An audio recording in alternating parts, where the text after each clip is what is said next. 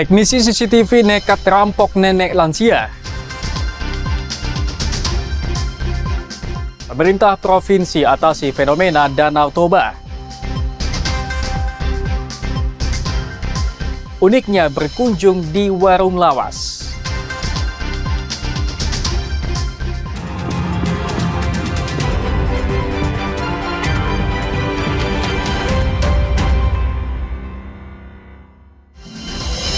Halo, selamat pagi saudara. Kompas Sumut hari ini hadir dengan beragam informasi penting dan menarik dari Sumatera Utara. Selain 3 sorotan tadi, sejumlah informasi lain akan kami sajikan dalam Kompas Sumut. Bersama saya Emir Syapurba, inilah Kompas Sumut selengkapnya di Kompas TV, independen terpercaya.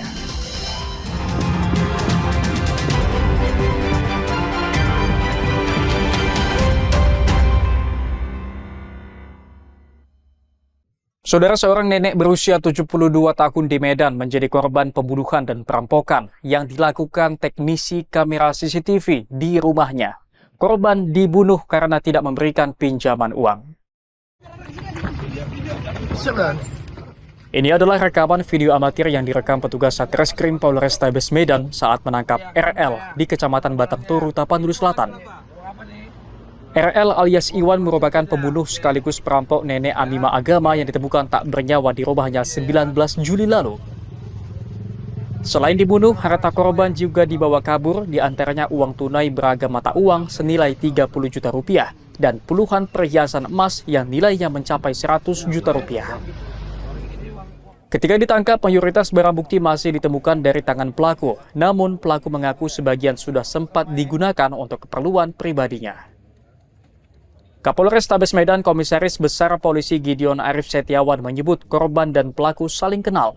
Pelaku tega membunuh korban karena korban enggan memberikan pinjaman uang sebesar 3 juta rupiah.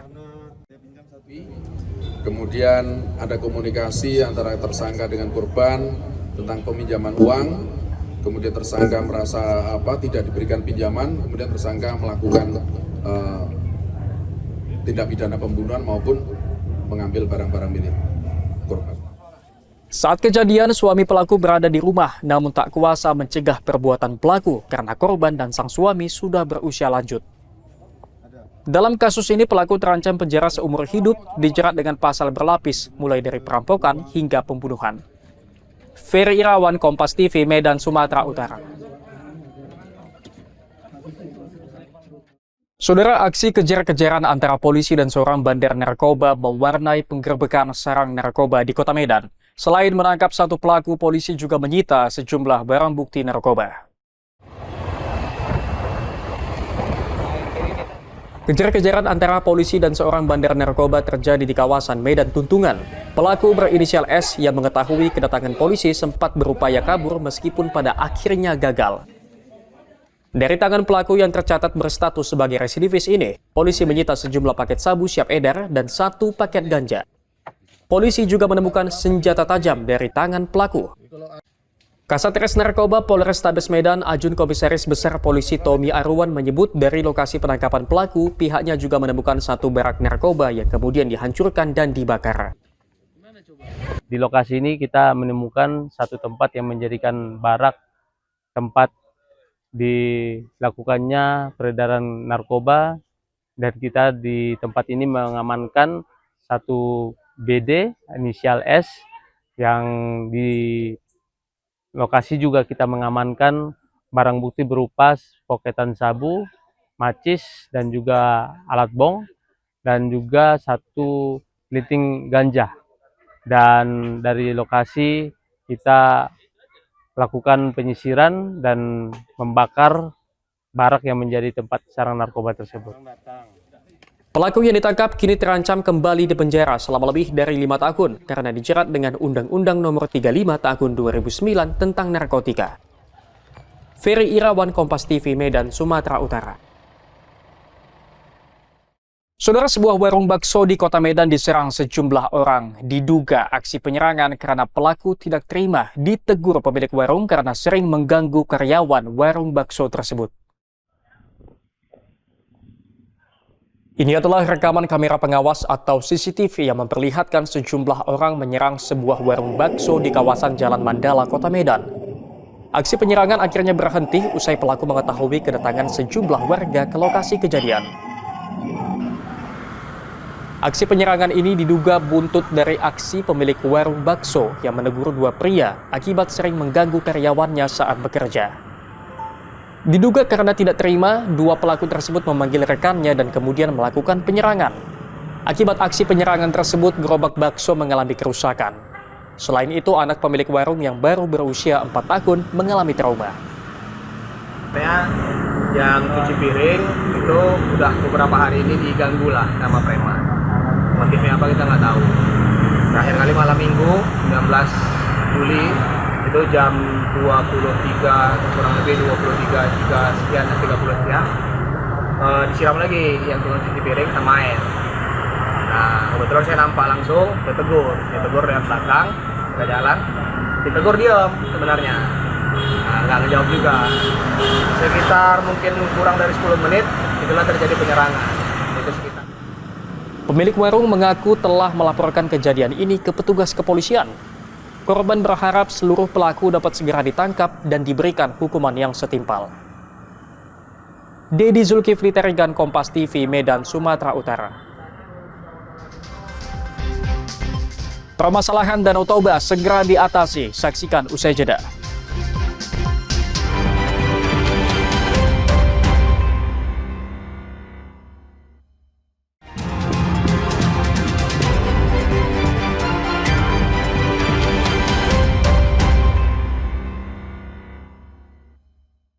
Masih bersama saya Emir Syahpurba dalam Kompas Sumut. Saudara, atasi persoalan fenomena air Danau Toba dan kebakaran hutan. Pemerintah Provinsi Sumatera Utara telah meneliti kondisi air dan merekayasa cuaca untuk mengatasi kebakaran hutan. Kemelut Danau Toba dengan persoalan kebakaran hutan dan lahan sudah ditindaklanjuti pemerintah Provinsi Sumatera Utara. Untuk persoalan kebakaran hutan, pemerintah telah melakukan rekayasa cuaca bekerjasama dengan BMKG agar kebakaran hutan dan lahan yang menghanguskan perbukitan Danau Toba tidak meluas. Selain mengatasi kebakaran, pemerintah juga telah mengambil air permukaan Danau Toba untuk diteliti, sehingga nantinya akan diketahui penyebab fenomena keruhnya air Danau Toba yang menyebabkan kematian puluhan ton ikan di lokasi wisata tersebut. Air Danau Toba. Untuk hari ini kita lagi nunggu hasil penelitian airnya. Kemarin sampel air sudah diambil. Apakah memang ada zat kimia yang tersebar di situ karena kegiatan kegiatan di atas Danau Toba. Karena kita lagi nunggu hasil labnya. Tapi sejauh ini berapa kali pandangan dan diskusi dengan beberapa ahli, kemungkinan ya, kalau nanti, tapi sambil menunggu hasil lagi, kemungkinan karena menurunnya muka air Danau Toba. Saat ini pemerintah masih menunggu hasil pemeriksaan laboratorium apakah fenomena keruhnya air Danau Toba tersebut faktor alam atau adanya campuran kimia. Dedi Rizky Ginting, Kompas TV, Medan, Sumatera Utara. Saudara, akibat kemarau panjang, air Danau Toba di Kabupaten Samosir berubah warna menjadi keruh. Kondisi ini menyebabkan puluhan ton ikan mati mendadak. Aduh, Danau Toba. Ikannya pada naik semua ke atas. Inilah visual amatir warga yang memperlihatkan kondisi air Danau Toba yang keruh akibat kemarau panjang yang melanda Danau Toba selama 2 pekan terakhir. Oh, Danau Toba Nauli. Akibatnya puluhan ton ikan mati mendadak dalam sepekan terakhir yang menyebabkan kerugian bagi para nelayan yang memiliki keramba. Dinas Lingkungan Hidup Kabupaten Samosir yang melakukan penelitian menyebut keruhnya air Danau Toba dikarenakan naiknya endapan lumpur di dalam perairan Danau Toba akibat musim kemarau. Kondisi ini diperparah dengan endapan limbah dari penggunaan pakan ikan di keramba jaring apung milik warga dan penggunaan pupuk pertanian di sawah serta limbah domestik masyarakat. Hal ini menyebabkan kadar oksigen air Danau Toba langsung menurun hingga menyebabkan ikan mati mendadak akibat kekurangan oksigen. Iya, yang pasti kan dengan naiknya endapan yang ada di dasar danau naik ke atas sehingga bisa menyebabkan kematian ikan dengan menurunnya oksigen atau DO. Atau DO Pak ya? Iya, karena kemarin di tanggal 17 kita sudah ambil sampel juga dan kita sudah periksa bahwa DO-nya itu sudah di bawah 4. Fenomena yang terjadi ini dikatakan merupakan siklus 5 tahunan yang sudah pernah terjadi. Air Danau Toba juga dipastikan masih aman digunakan warga. Armendo Sinaga, Kompas TV, Samosir, Sumatera Utara. Saudara, tim gabungan Satreskrim Polrestabes Medan dan Dinas Ketahanan Pangan Kota Medan melakukan sidak di beberapa retail modern. Dalam sidak ini, tim mengambil sampel beras untuk dilakukan pengecekan. Dalam sidak yang dilakukan di sejumlah retail modern, tim gabungan Satreskrim Polrestabes Medan dan Dinas Ketahanan Pangan Kota Medan menemukan beras merek Hammer dan merek Elepas Maximus yang masuk dalam daftar beras premium yang diduga dioplos berdasarkan data yang dirilis Kementerian Pertanian. Kedua merek beras tersebut masih diperjualbelikan secara bebas di masyarakat. Tim gabungan kemudian mengambil sampel beras dari kedua merek tersebut untuk diuji di laboratorium oleh Dinas Ketahanan Pangan. Kasat Reskrim Polrestabes Medan Ajun Komisaris Besar Polisi Bayu Putro Wijayanto menyebut nantinya jika memang berdasarkan uji laboratorium ditemukan adanya penyelewengan, maka proses lanjut akan dilakukan. Memang kita tadi ada daftar list yang kita duga memang ada beberapa daftar barang. Itu pun jadi pengawasan kita. Saat ini di tempat ini memang ada kita ketemukan, tetapi sudah kita ambil sampel. Apakah sama atau beda? Ya ini apakah produk yang ada di sini apakah sesuai dengan kualitas premium atau memang sesuai temuan yang sebelumnya. Satgas Pangan Kota Medan akan melakukan pengawasan terhadap peredaran beras di masyarakat, terkhusus untuk merek-merek tertentu yang masuk dalam kategori beras oplosan berdasarkan data Kementan. Sebelumnya, Kementerian Pertanian telah merilis 212 merek beras yang beredar di pasaran namun tidak sesuai standar. Selain dari sisi kualitas, merek-merek beras yang dirilis Kementan juga terindikasi takarannya tidak sesuai dengan yang tercantum pada kemasan. Ferry Irawan, Kompas TV, Medan, Sumatera Utara. Bagaimana uniknya warung lawas? Saksikan usai jeda.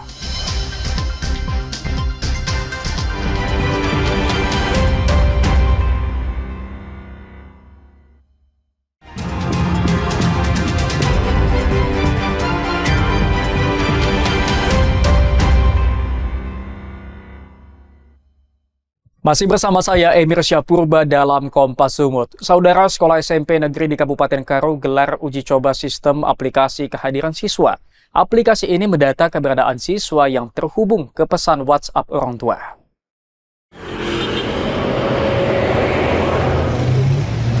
Untuk memberi kenyamanan orang tua terhadap keberadaan anak sekolah, guru di SMP Negeri 1 Kabanjahe, Kabupaten Karo menguji aplikasi kehadiran siswa. Setiap siswa yang masuk dan pulang akan didata menggunakan scan kartu tanda siswa ke aplikasi yang disediakan oleh guru.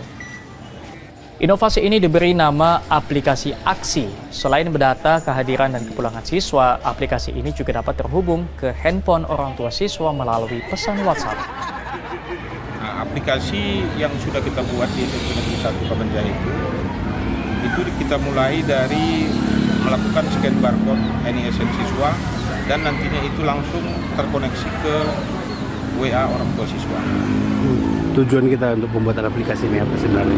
Tujuan pembuatan aplikasi ini adalah untuk meningkatkan disiplin siswa, begitu juga untuk karakter siswa.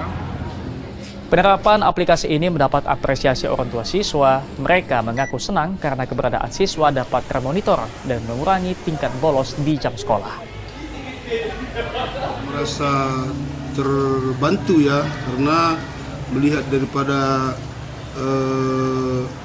keadaan sekarang ini banyak juga ya kami menemukan itu sebagai orang tua, banyak peserta didik itu misalnya kan jam-jam pembelajaran juga ada yang di kedai kopi, mungkin dia lagi bolos gitu. Jadi dengan apabila penerapan uji coba ini berhasil, kedepannya seluruh sekolah di Kabupaten Karo akan mengadopsi sistem ini. Hendri Setiawan, Kompas TV, Karo, Sumatera Utara. Saudara, sebuah pulau kecil di bagian utara kota Medan menjadi rumah ribuan burung endemik dan burung migran dari belahan bumi utara. Selain menjadi rumah bagi ribuan burung, pulau seluas 1,3 hektar ini juga menjadi benteng alami saat air laut pasang. Berada di bagian utara kota Medan, tepatnya di seberang Laut Belawan, Pulau Burung menjadi persinggahan banyak burung. Tidak hanya burung endemik Sumatera, melainkan burung migran dari belahan bumi utara. Terdapat 2 spesies burung migran yang terdata di Pulau Burung, seperti burung gajahan benggala yang berasal dari Rusia atau belahan bumi bagian utara dan burung trinil. Burung-burung migran ini biasanya datang antara bulan November hingga Februari. Kelompok masyarakat pemerhati mangrove mengaku Pulau Burung ini awalnya hanya memiliki luas setengah hektar pada tahun 2011. Setelah rutin dilakukan penanaman mangrove, kini Pulau Burung memiliki luas 1,3 hektar. Kemudian kami mulai melakukan penambahan penanaman, dan akhirnya burungnya makin bertambah di situ. Nah, ini memang seharusnya sudah menjadi konservasi kita, karena ini adalah kota Medan. Ya. Jadi masyarakat juga harus tahu bahwa di kota Medan ini ada pulau burung, yang di situ juga ada burung migran. Jadi ada 2 spesies burung migran situ. Yang biasanya di bulan-bulan 11 sampai bulan-bulan Februari, ya mereka datang ke situ. Salah satunya gajahan benggala sama trinil, burung migran. Dan juga ada burung juga tongtong, burung bango tongtong. Pemerintah Kota Medan diharapkan memberikan perhatian khusus pada Pulau Burung. Karena selain menjadi rumah bagi aneka ekosistem, Pulau Burung juga mampu menjadi benteng yang menahan abrasi di perairan Belawan. Dedi Zulkifli Terigan, Kompas TV, Medan, Sumatera Utara.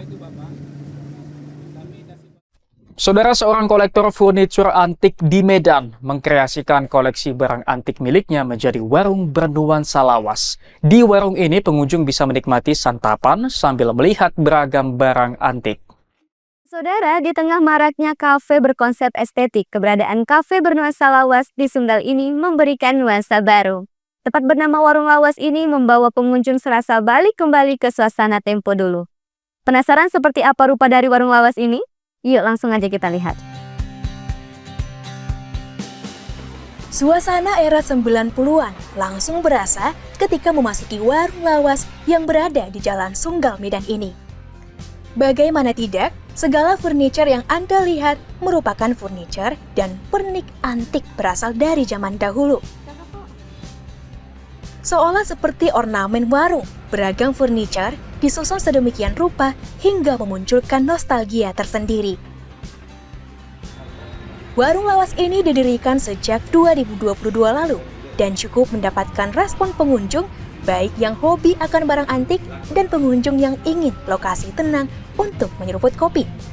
Selain furniture antik, sejumlah barang jadul lainnya yang dipajang, di antaranya koleksi motor, radio, telepon, lampu, santer, setrika, dan berbagai pernik lainnya. Bahkan, ada berbagai poster-poster potongan majalah Lawas. Pengunjung di lokasi ini mengaku kagum dan senang karena keunikannya. Apalagi mereka dapat berwisata barang antik. Jadi mungkin kami udah sampai di sini, udah lihat-lihat semua barangnya sesuai dengan ekspektasi. Ada banyak lukisan di atas, ada banyak barang-barang unik, ada yang memang gak pernah kami lihat, ada di sini. Jadi kayak serasa kami balik di tahun 90-an gitu. Juga kami tadi pesan ada makanan sama minuman, itu enak banget. Sembari menikmati hidangan khas warung ini, pengunjung dapat melihat langsung koleksi barang antik yang tertata rapi di seluruh sudut ruangan. Tak jarang, banyak dari mereka yang menjadikan setiap sudut warung sebagai latar berfoto. Ya, saudara, selain pernak-pernik tadi, ini adalah beberapa barang yang paling ikonik di sini. Berupa cincin, gelang, senjata yang masing-masing sudah berusia sekitar ratusan tahun. Dan barang-barang ini berasal dari beberapa suku, yaitu suku Karo dan Batak. Sementara pemilik warung Lawas, Akid Wijaya, mengatakan dirinya memang sengaja mendesain tempat ini agar tak menjadi lokasi ngopi dan makan saja. Namun ada koleksi barang antik miliknya yang dapat membawa pengunjung ke masa lalu. Awalnya kepikiran buat museum kecil-kecilan karena saya suka kebudayaan dan barang-barang antik. Akhirnya di tahun 2022 saya putuskan untuk mendirikan kafe saja untuk menunjukkan dan mengedukasi pengunjung. Barang-barang ini berasal dari koleksi pribadi dan dari komunitas. Tak hanya barang lawas, koleksi pemilik warung juga memiliki barang-barang yang sudah langka. Iringan lagu lawas juga sengaja dikemas untuk pengunjung. Itu tadi saudara suasana khas Tempo dulu yang ditawarkan warung lawas dengan koleksi barang antik yang membawa kita bernostalgia. Mila Audia, Dorma Sitanggang melaporkan. Sampai di sini Kompas Sumut hari ini. Anda bisa menyimak video tayangan kami di kompas.tv atau menyaksikan secara langsung via streaming di kompas.tv/live. Kami undur diri, tetap saksikan rangkaian program berita di Kompas TV, independen, terpercaya.